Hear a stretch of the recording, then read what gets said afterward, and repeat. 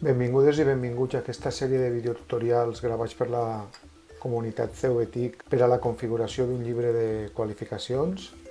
En aquest tercer videotutorial anem a parlar sobre com incloure cada activitat dins del seu apartat corresponent en un curs d'aules, de manera que la plataforma traga la mitjana de les qualificacions que anem traient en cadascun dels apartats.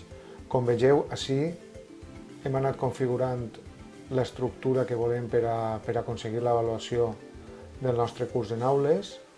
Com vegeu, primera, segona, tercera avaluació estan incloses dins de la carpeta avaluació final, però, tot i que tenim una sèrie de carpetes afegides en les que tenen un pes específic, no n'hi ha ningú tipus de tasca per a poder avaluar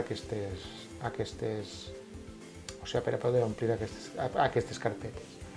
Per tant, per a incloure les carpetes o per a incloure les tasques dintre de les carpetes, simplement hem de seleccionar l'activitat que corresponga i afegir-la dins de la carpeta. Jo, per exemple, vaig a fer un exemple amb les activitats textos, posant una sèrie de textos dins de cada carpeta per a que vegeu com treu la mitjana de la plataforma. Per tant, vaig a incloure, per exemple, text del tema 4 i text del tema 1 dins de la carpeta que tenim així, primera avaluació treballs.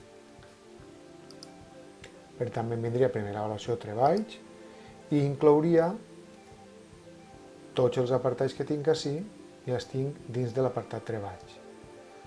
Per a poder tindre una sèrie de tasques i que les notes pogueren fer la mitjana sobre el 30% del total del curs, hauria d'anar incloent cada activitat dintre de la seva carpeta. Anem a fer-ho per a la primera avaluació i la resta, al final del vídeo, veureu totes les activitats, configurades o posades dins de cada carpeta. Al final del vídeo veurem com hauria quedat aquesta distribució.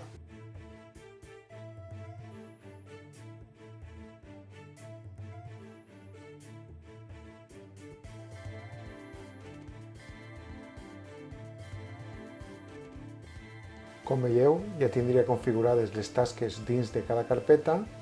Ara mateixa, els textos de la primera avaluació comptarien un 30% sobre la nota final de la primera avaluació, els dictats comptarien un 30% sobre la nota final de la primera avaluació, però a la mateixa vegada tindrien un percentatge concret sobre la nota final, que és la que vegem així i que estaria incluïda dins de l'avaluació final.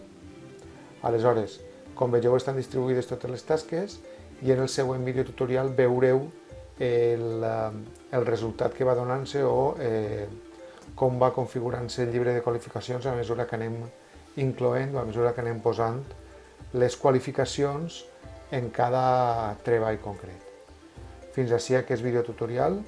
Sabeu que podeu consultar més informació en la pàgina de Portaledu de CEUBETIC i en el canal de YouTube de CEUBETIC.